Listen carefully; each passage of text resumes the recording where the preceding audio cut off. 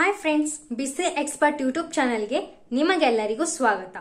Friends, ಇವತ್ತಿನ ವಿಡಿಯೋದಲ್ಲಿ assignment problem ಅನ್ನ ಯಾವ ರೀತಿಯಾಗಿ ಸಾಲ್ವ್ ಮಾಡೋದು ಯೂಸಿಂಗ್ ಹಂಗೇರಿಯನ್ ಮೆಥಡ್ ಅನ್ನ ಯೂಸ್ ಮಾಡಿ ಯಾವ ರೀತಿಯಾಗಿ ಅಸೈನ್ಮೆಂಟ್ ಪ್ರಾಬ್ಲಮ್ ಅನ್ನ ಸಾಲ್ವ್ ಮಾಡೋದು ಅನ್ನ ನೋಡೋಣ. ಸೊ ಫ್ರೆಂಡ್ಸ್, ಈ ಪ್ರಾಬ್ಲಮ್ ತುಂಬಾನೇ ಇಂಪಾರ್ಟೆಂಟ್ ಅಂತ ಹೇಳ್ಬೋದು. ನಿಮ್ ಕ್ವಶನ್ ಪೇಪರ್ ಅಲ್ಲಿ 2021 ದಲ್ಲಿ ಸಹ ಈ ಕ್ವಶನ್ ಅನ್ನ ಕೇಳಿದ್ದಾರೆ.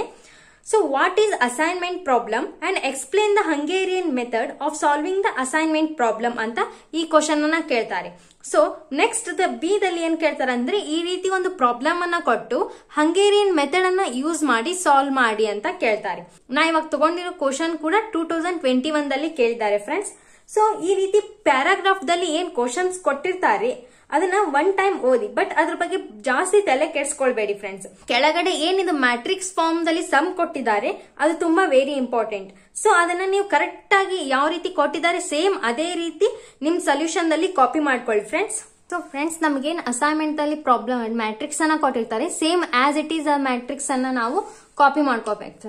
ಸೊ ಕಾಪಿ ಮಾಡ್ಕೊಂಡ್ಮೇಲೆ ಏನ್ ಮಾಡ್ಬೇಕು ಫಸ್ಟ್ ಸ್ಟೆಪ್ ಅಂತ ಅಂದ್ರೆ ಫಸ್ಟ್ ನಾವು ರೋ ಮಿನಿಮಮ್ ಅನ್ನ ಫೈಂಡ್ ಔಟ್ ಮಾಡಬೇಕು, ನೆಕ್ಸ್ಟ್ ಕಾಲಮ್ ಮಿನಿಮಮ್ ಅನ್ನ ಫೈಂಡ್ ಔಟ್ ಮಾಡಬೇಕು.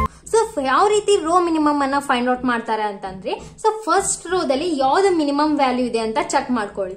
ಸೊ ಯಾವ್ದು ಮಿನಿಮಮ್ ವ್ಯಾಲ್ಯೂ ಇದೆ 8 ಇದೆ, ಸೊ 8 ಅಂತ ಬರಿಬೇಕು. ಸೊ ನೆಕ್ಸ್ಟ್ ಮಿನಿಮಮ್ ವ್ಯಾಲ್ಯೂ ಯಾವ್ದಿದೆ 4 ಇದೆ, 4 ಬರಿಬೇಕು.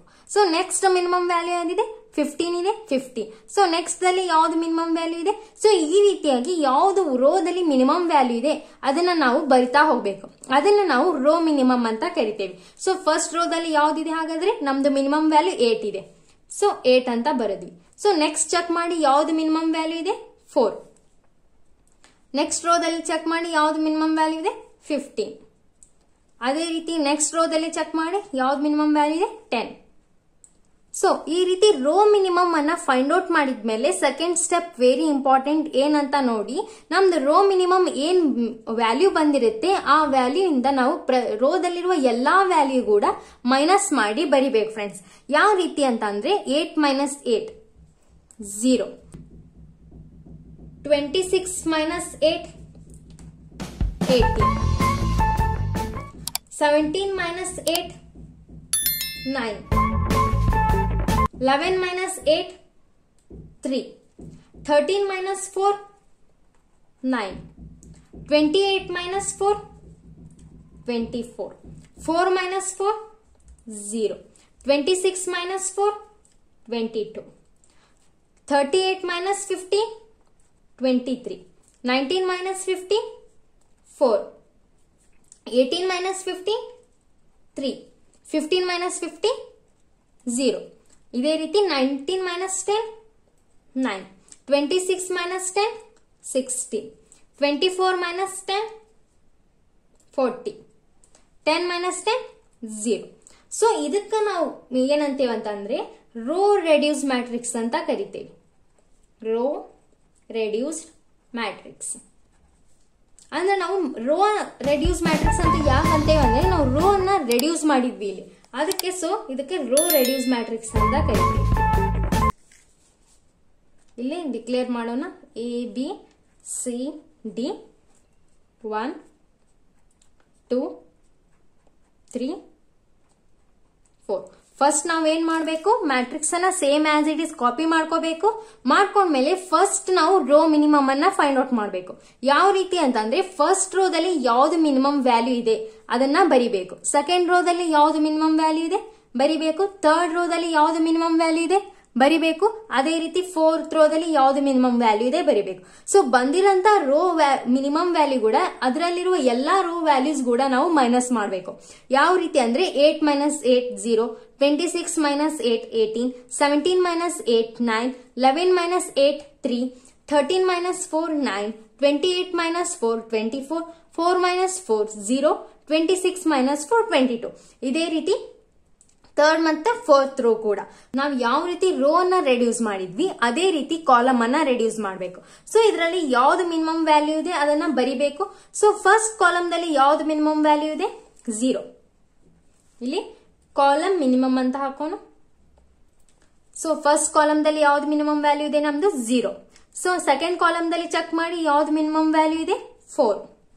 ಅದೇ ರೀತಿ ಥರ್ಡ್ ಕಾಲಮ್ ಚೆಕ್ ಮಾಡಿ ಯಾವ್ದು ಮಿನಿಮಮ್ ವ್ಯಾಲ್ಯೂ ಇದೆ 0. 4th ರೋದಲ್ಲಿ ಚೆಕ್ ಮಾಡಿ 0. ಸೊ ಈ ರೀತಿ ಕಾಲಮ್ ನಲ್ಲಿ ಕೂಡ ಮಿನಿಮಮ್ ವ್ಯಾಲ್ಯೂ ಯಾವ್ದಿದೆ ಚೆಕ್ ಮಾಡಿ ಬರಿಬೇಕು. ಸೊ ನೆಕ್ಸ್ಟ್ ಕಾಲಮ್ ಮಿನಿಮಮ್ ಕೂಡ ಅದರಲ್ಲಿ ಕಾಲಮ್ ದಲ್ಲಿ ಇರುವಂತಹ ಎಲ್ಲಾ ವ್ಯಾಲ್ಯೂಸ್ ಕೂಡ ಅದನ್ನ ಮೈನಸ್ ಮಾಡಬೇಕು. 0 minus 0 0, 9 minus 0 9, 23 minus 0 23, 9 minus 0 9. So ಇದೇ ರೀತಿ ಸೆಕೆಂಡ್ ಕಾಲಮ್ ದಲ್ಲಿ ನೋಡಿ 18 minus 4 14, 24 minus 4 20, 4 minus 4 0, 16 minus 4 12. So next ನೋಡಿ ಥರ್ಡ್ ದಲ್ಲಿ 9 minus 0 ಯಾವ್ದಾದ್ರು ಕೂಡ ನಾವು ಸಬ್ಟ್ರಾಕ್ಟ್ ಮಾಡಿದ್ರೆ ಏನ್ ಆನ್ಸರ್ ಬರುತ್ತೆ ಅದೇ ಬರುತ್ತೆ. So 9, 0 minus 0 0, 3 minus 0 3, 14 minus 0 14.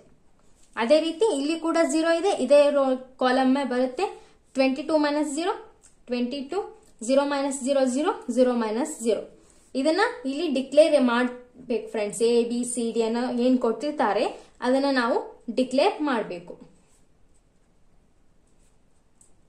So ಈ ಮ್ಯಾಟ್ರಿಕ್ಸ್ ಗೆ ನಾವು ಫಸ್ಟ್ ಮಾಡಿಫೈಡ್ ಮ್ಯಾಟ್ರಿಕ್ಸ್ ಅಂತ ಕರಿತೀವಿ.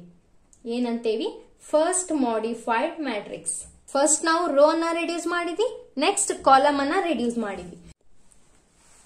ಸೊ ಇದೇ ಮ್ಯಾಟ್ರಿಕ್ಸ್ ಅನ್ನ ನಾವು ಕಾಪಿ ಮಾಡ್ಕೊಂಡ್ಮೇಲೆ ಫಸ್ಟ್ ನಾವು ರೋ ಸ್ಕ್ಯಾನಿಂಗ್ ಮಾಡಬೇಕು, ನೆಕ್ಸ್ಟ್ ಕಾಲಮ್ ಸ್ಕ್ಯಾನಿಂಗ್ ಮಾಡಬೇಕು. ಸೊ ಯಾವ ರೀತಿ ಅಂದ್ರೆ ನಾವು 0 ಇದ್ದಲ್ಲೆಲ್ಲ ವರ್ಟಿಕಲ್ ಲೈನ್ ಅನ್ನ ಹಾಕಬೇಕು, ರೋದಲ್ಲಿ ವರ್ಟಿಕಲ್ ಲೈನ್ ಹಾಕಬೇಕು. ಅದೇ ರೀತಿ ಕಾಲಮ್ ಬಂದ್ರೆ ಹಾರಿಜಾಂಟಲ್ ಲೈನ್ ಹಾಕಬೇಕು. ಸೊ ಎಲ್ಲಾ 0 ಕವರ್ ಆಗಬೇಕು. ಅದು ಮತ್ತೆ ಅದರಲ್ಲಿ ಒಂದು ಕಂಡೀಷನ್ ಇದೆ, ಅದು 2 zeros ಇರಬಾರ್ದು, ಓನ್ಲಿ 1 zeros ಇರ್ಬೇಕು. ಅಂದ್ರಷ್ಟೇ ನಮ್ಗೆ ಲೈನ್ ಅನ್ನೇ ಡ್ರಾ ಮಾಡಕ್ ಬರುತ್ತೆ. ಸೊ ಫಸ್ಟ್ ರೋ ಸ್ಕ್ಯಾನಿಂಗ್ ಮಾಡೋಣ. ಸೊ ಫಸ್ಟ್ ರೋದಲ್ಲಿ ನೋಡಿ ಬರೀ ಒಂದೇ 0 ಇದೆ. ಈ 0 ಇತ್ತಂದ್ರೆ ಈ ರೀತಿ 0ಕ್ಕೆ ಬಾಕ್ಸ್ ಹಾಕಿ ವರ್ಟಿಕಲ್ ಲೈನ್ ಅನ್ನ ಡ್ರಾ ಮಾಡೋಣ. ನೆಕ್ಸ್ಟ್ ಕಾಲಮ್ ಅನ್ನ ನೋಡಿ zeros ಇಲ್ಲ. ಫಸ್ಟ್ ಕಾಲಮ್ ಫಸ್ಟ್ ರೋ ಮುಗೀತು. ಸೊ ಸೆಕೆಂಡ್ ರೋ ಬನ್ನಿ, ಇದರಲ್ಲಿ 0 ಇದೆ, 2 0 ಇಲ್ಲ, ಒಂದೇ 0 ಇದೆ. ಸೊ ಇದಕ್ಕೂ ಈ ರೀತಿ ಬಾಕ್ಸ್ ಹಾಕಿ ವರ್ಟಿಕಲ್ ಲೈನ್ ಅನ್ನ ಡ್ರಾ ಮಾಡೋಣ. ನೆಕ್ಸ್ಟ್ ರೋದಲ್ಲಿ ನೋಡೋಣ 2 zeros ಇದೆ. ಸೊ 2 0 ಇದ್ರೆ ನಮ್ಗೆ ಲೈನ್ ಅನ್ನ ಡ್ರಾ ಮಾಡ್ಲಿಕ್ಕೆ ಬರೋದಿಲ್ಲ. ಸೊ ಅದನ್ನ ನಾವು ಸ್ಕಿಪ್ ಮಾಡ್ಬಿಡೋಣ. ನೆಕ್ಸ್ಟ್ ಹೋಗೋಣ. ನೆಕ್ಸ್ಟ್ ರೋದಲ್ಲಿ ನೋಡಿ ಓನ್ಲಿ 1 0 ಇದೆ. ಸೊ ಇದನ್ನು ಕೂಡ ಈ ರೀತಿ ಬಾಕ್ಸ್ ಹಾಕಿ ವರ್ಟಿಕಲ್ ಲೈನ್ ಅನ್ನ ಡ್ರಾ ಮಾಡೋಣ. ನಮ್ದು ರೋ ಸ್ಕ್ಯಾನಿಂಗ್ ಆದ್ಮೇಲೆ ನಮ್ದು ಟೇಬಲ್ ಅನ್ನ ಚೆಕ್ ಮಾಡ್ಕೊಳ್ಬೇಕು, ಯಾವ್ದಾದ್ರು ರಿಮೈನಿಂಗ್ ಉಳಿದಿದೆ 0 ವ್ಯಾಲ್ಯೂ ಅಂತ. ಉಳಿದಿದ್ರೆ ನಾವು ಕಾಲಮ್ ಸ್ಕ್ಯಾನಿಂಗ್ ಹೋಗ್ಬೇಕು. ಒಂದ್ ವೇಳೆ ಉಳಿದಿದ್ದಿಲ್ಲ ಅಂದ್ರೆ ನಾವು ನೆಕ್ಸ್ಟ್ ಆಪ್ಟಿಮಲ್ ಅಸೈನ್ಮೆಂಟ್ ಅನ್ನ ಡೈರೆಕ್ಟ್ ಆಗಿ ಫೈಂಡ್ ಔಟ್ ಮಾಡಬೇಕು. ನೆಕ್ಸ್ಟ್ ನಮ್ದು ನೋಡೋಣ, ಇಲ್ಲಿ 1 0 ಉಳಿದಿದೆ. ಫಸ್ಟ್ ಕಾಲಮ್ ದಲ್ಲಿ ಚೆಕ್ ಮಾಡಿ ಯಾವ್ದಾದ್ರು 0 ಇದೆ, ಇಲ್ಲ ಒಂದಿತ್ತು, ಅದು ಆಲ್ರೆಡಿ ಡಿಲೀಟ್ ಆಯ್ತು. ಸೊ ಸೆಕೆಂಡ್ ಕಾಲಮ್ ದಲ್ಲಿ ನೋಡಿ ಯಾವ್ದಾದ್ರು 0 ಐತಿ. ಸೊ ಇದಕ್ಕೆ ಈ ರೀತಿ ಹಾಕಿ ಹಾರಿಜಾಂಟಲ್ ಲೈನ್ ಅನ್ನ ಡ್ರಾ ಮಾಡ್ತೀವಿ. ಅದೇ ರೀತಿ ಥರ್ಡ್ ಕಾಲಮ್ ದಲ್ಲಿ ನೋಡಿ 1 0 ಇತ್ತು, ಆಲ್ರೆಡಿ ಡಿಲೀಟೆಡ್ ಆಗಿದೆ. ಫೋರ್ತ್ ಕಾಲಮ್ ದಲ್ಲಿ ನೋಡಿ 1 0 ಇತ್ತು, ಆಲ್ರೆಡಿ ಡಿಲೀಟ್ ಆಗಿದೆ. ಸೊ ಇವಾಗ ಏನ್ ಮಾಡ್ಬೇಕು ಅಂತಂದ್ರೆ, ಇದು ಇನ್ನೊಂದು ಕಂಡೀಷನ್ ಇದೆ, n is equals to number of the rows ಎಷ್ಟಿರುತ್ತೆ ಅಷ್ಟು 0 ನಮ್ಗೆ ಬಂದಿರಬೇಕು. ಸೊ 1 2 3 4 ಎಷ್ಟು ರೋಸ್ ಇವೆ. ಸೊ ನಮ್ದು zeros ಕೂಡ 1 2 3 4 ಈಕ್ವಲ್ ಇದೆ. ಸೊ ಈ ರೀತಿ n is equals to 4 equal ಬಂದ್ರೆ ಮಾತ್ರ ನಮ್ಗೆ ಆಪ್ಟಿಮಲ್ ಸೊಲ್ಯೂಷನ್ ಸಿಗುತ್ತೆ. ಈ ರೀತಿ ಈಕ್ವಲ್ಸ್ ಟು ಇದ್ದಿದ್ದಿಲ್ಲ ಅಂದ್ರೆ ನಾವು ಮತ್ ಸೆಕೆಂಡ್ ಮಾಡಿಫೈಡ್ ಮ್ಯಾಟ್ರಿಕ್ಸ್ ಹೋಗ್ಬೇಕಾಗುತ್ತೆ. ಸೊ ನಮ್ದು ಇಲ್ಲೇನಿದೆ ಈಕ್ವಲ್ಸ್ ಟು ಬಂದ್ರೆ ಸೊ ನಮ್ದು ಆಪ್ಟಿಮಲ್ ಸೊಲ್ಯೂಷನ್ ಸಿಗುತ್ತೆ. ಸೊ ನಾವು ಯಾವ ರೀತಿ ಫೈಂಡ್ ಔಟ್ ಮಾಡ್ತೇವೆ ಅಂದ್ರೆ, ಆಪ್ಟಿಮಲ್ ಸೊಲ್ಯೂಷನ್ ಅಂತ ಹಾಕಿ optimal assignment solution assignment is equals to. So ಇವಾಗ ಏನ್ ಮಾಡ್ಬೇಕಂತಂದ್ರೆ, ಎಲ್ಲೇ 0 ನಾವು ಡ್ರಾ ಮಾಡೇವಿ ಲೈನ್, ಅದ್ರ ವ್ಯಾಲ್ಯೂ ಅನ್ನ ಬರಿಬೇಕು. ರೋಸ್ ಮತ್ತೆ ಕಾಲಮ್ ಇನ್ ಮೇಲೆ ಏನಿರುತ್ತೆ ಅದನ್ನ ಬರಬೇಕು. ಸೊ ಎ ಇಲ್ಲೇನಿದೆ 1 ಇದೆ, 1 ಪ್ಲಸ್ ನೆಕ್ಸ್ಟ್ ನೋದಲ್ಲಿ ನೋಡಿ ಬಿ ಗೆ ಮತ್ತೆ 3 ಗೆ 0 ವ್ಯಾಲ್ಯೂಸ್ ಬಂದಿದೆ. ಬಿ ಇಲ್ಲೇನಿದೆ 3 ಇದೆ ಪ್ಲಸ್ ನೆಕ್ಸ್ಟ್ ರೋದಲ್ಲಿ ನೋಡಿ ಸಿ ಗೆ ಮತ್ತೆ ಇಲ್ಲಿ 2 ಇದೆ, ಸಿ 2 ಸಾರಿ ಡಿ. ನೆಕ್ಸ್ಟ್ ನೋದಲ್ಲಿ ಡಿ ನೋಡಿ ಎಲ್ಲಿದೆ 4th ಇದೆ, ಡಿ 4. ಇವಾಗ ಏನ್ ಮಾಡ್ಬೇಕಂದ್ರೆ ಇದ್ರ ವ್ಯಾಲ್ಯೂಸ್ ಅನ್ನ ನಾವು ನಮ್ ಕ್ವಶನ್ ದಲ್ಲಿ ಕೊಟ್ಟಿರ್ತಾರ ನೋಡಿ, ಅದನ್ನ ನೋಡಿ ನಾವಿಲ್ಲೇ ಬರಿಬೇಕು. ಸೊ ನಮ್ದು ಎಲ್ಲಿ A1 ಅಂದ್ರೆ ಎಷ್ಟು ಕೊಟ್ಟಿದ್ದಾರೆ, A1 ಅಂತಂದ್ರೆ ಎಷ್ಟು ಐತಿ 8 ಇದೆ. ಸೊ 8 ಪ್ಲಸ್ ಬಿ 3 ಅಂದ್ರೆ ಬಿ ಮತ್ತೆ 3 ಅಂದ್ರೆ ಎಷ್ಟಿದೆ 4 ಇದೆ. B3 ಅಂದ್ರೆ 4 ಇದೆ. ಸೊ 4. Next C2. C2 ಅಂದ್ರೆ ಎಷ್ಟಿದೆ? 19.